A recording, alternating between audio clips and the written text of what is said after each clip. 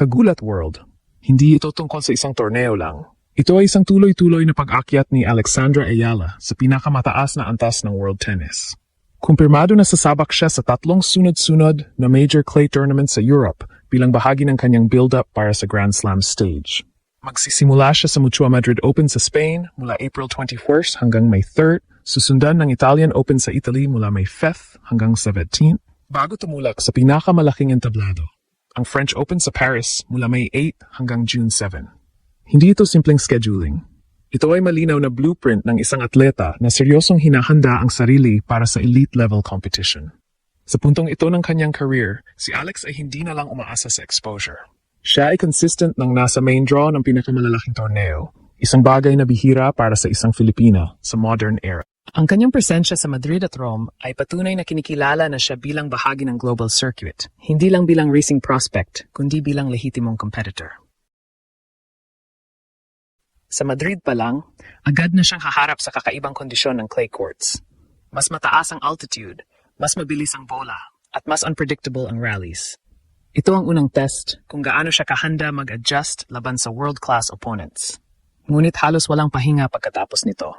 Ilang araw lang ang pagitan bago siya sumabak sa Rome, kung saan ibang klase naman ang hamon. Mas mabagal ang clay, mas mahahaba ang rallies, at mas sinusubok ang pasensya at endurance ng isang manlalaro. Ang transition mula Madrid papuntang Rome ay hindi lang pisikal na hamon kundi mental din, dahil kailangan niyang mag-reset agad at mag-adapt sa bagong kondisyon. At pagkatapos ng 2 matinding torneo, papasok siya sa French Open, ang ultimate proving ground ng clay court tennis. Ito ang ikalawang sunod na taon na makakapasok siya sa main draw ng Roland Garros, isang malinaw na indikasyon ng kanyang consistency at pag-angat sa rankings. Sa Grand Slam stage, mas mahaba ang laban, mas mabigat ang pressure, at mas malawak ang exposure. Dito tunay na nasusukat kung sino ang may kakayahang magtagal at magtagumpay laban sa pinakamahusay sa mundo. Kung titingnan ang kabuuang larawan, ang 3 tournament na ito ay parang 3 yugto ng isang mas malaking proseso. Ang Madrid ang testing ground kung saan susubukan ang kanyang adaptability. Ang Rome ang refinement stage kung saan hahasain ang kanyang consistency at endurance. At ang French Open ang proving ground kung saan kailangang ipakita ang kabuuan ng kanyang development bilang isang elite player. Ngunit hindi rin dapat maliitin ang risk ng ganitong schedule. Ang sunod-sunod na laban sa mataas na level ay maaring magdulot ng fatigue, parehong physical at mental. Kailangan niyang i-manage ang kanyang energy, piliin kung kailan magpipeak at tiyakin na may sapat siyang lakas para sa pinakamahalagang laban sa Paris. Ito ang class ng strategic decision-making na hinaharap ng mga top players. At ngayon, malinaw na si Alex ay nasa ganitong antas na rin. Sa kabila ng mga hamon, ang momentum ng kanyang season ay nagbigay ng pag-asa. Bagamat may mga early exits sa ilang torneo, ang kanyang kakayahang makapasok sa main draw ng malalaking events ay nagpapakita ng kanyang stability at growth. Hindi na siya umaasa sa wildcard o qualifiers. Naroon siya dahil karapat-dapat siya. Para sa Pilipinas, ang kanyang paglahok sa mga tournament na ito ay higit pa sa personal na achievement. Ito ay simbolo ng pag-angat ng Filipino presence sa international tennis. Sa bawat laban niya sa Spain, Italy at France, dala niya ang suporta ng isang bansang sabik, makakita ng tagumpay sa global stage. Sa huli, ang tanong ay hindi na kung kaya niyang makipagsabayan. Napatunayan na niya iyon. Ang tanong ngayon ay kung hanggang saan ang kaya niyang abutin sa ganitong antas ng kompetisyon.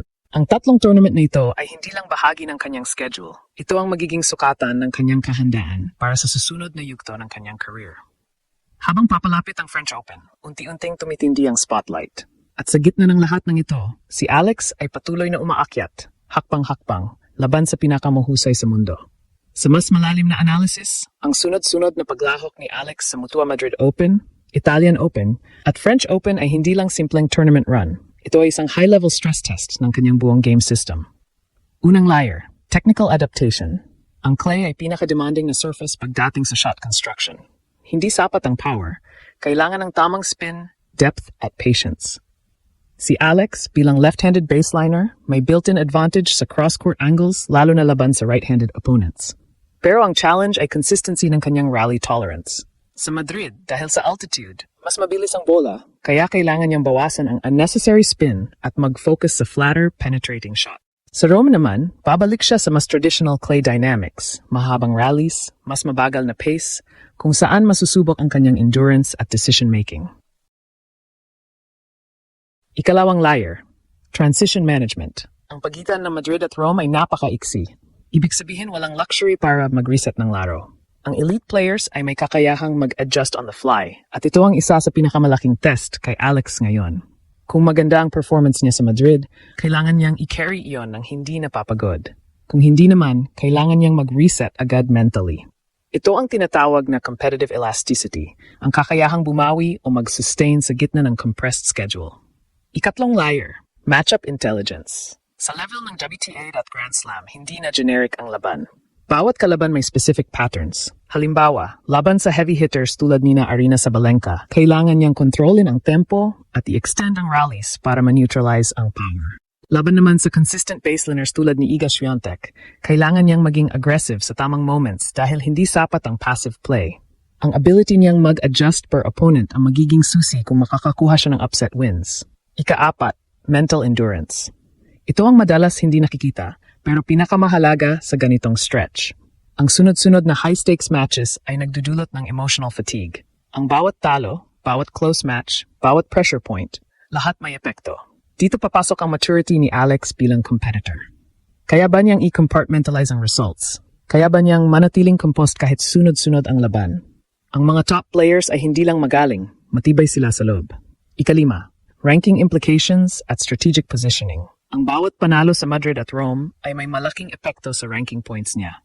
Kung makakuha siya ng deep run kahit sa isa sa dalawang torneo, posibleng umangat pa siya sa rankings bago ang French Open. Ito ay critical dahil mas mataas na ranking ay nangangahulugan ng mas favorable draws.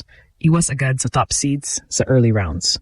Sa madaling salita, ang performance niya bago ang Roland Garros ay direktang makaapekto sa kanyang chances doon. Ika-6, physical load management. Ang clay season ay kilala sa pagiging taxing sa katawan, sliding, long rallies at extended matches. Ang injury risk ay laging nandiyan. Kaya mahalaga kung paano niya iha-handle ang minutes sa court, ang recovery between matches at ang overall conditioning. Hindi sapat na magaling ka, kailangan mo ring manatiling healthy sa buong stretch. Sa kabuuan, ang tatlong tournament na ito ay parang multi-stage evaluation system. Hindi lang sinusukat kung gaano kagaling si Alex, kundi kung gaano siya kahanda maging full-time elite competitor. Kung magtagumpay siya sa adaptation, consistency at mental control, may malinaw na pathway siya para maging regular threat sa WTA Tour. Kung hindi pa, ito ang magiging blueprint kung saan siya mag-adjust. Ang pinaka-importante, nandito na siya sa level kung saan ang bawat laban ay may say-say. Hindi na ito exposure phase. Ito ay establishment phase. At kung paano niya haharapin ang Madrid, Rome at Roland Garros, dito malalaman kung hanggang saan talaga ang kaya niyang marating sa World Tennis Stage.